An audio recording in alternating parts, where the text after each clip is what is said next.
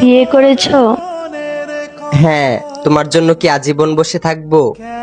ভালো করেছো। বিয়ে তো করারই ছিল। একটা ছবি দিতে পারো? কিসের ছবি? ওই মানুষটা, যে মানুষটার সাথে বিয়ে হয়েছে।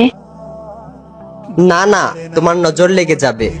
না না না, আমি নজর লাগাবো না, একবার দেখেই ডিলিট করে দেব। না, আমার তোমার উপর ভরসা নেই। আমি ওর উপর কারো নজর লাগতে দেই না।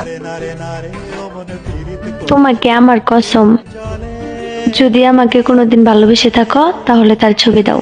যে আখি জলে ওরে মন প্রেমের ব্যথায় বুকের খাতা এইটা তো আমার ছবি।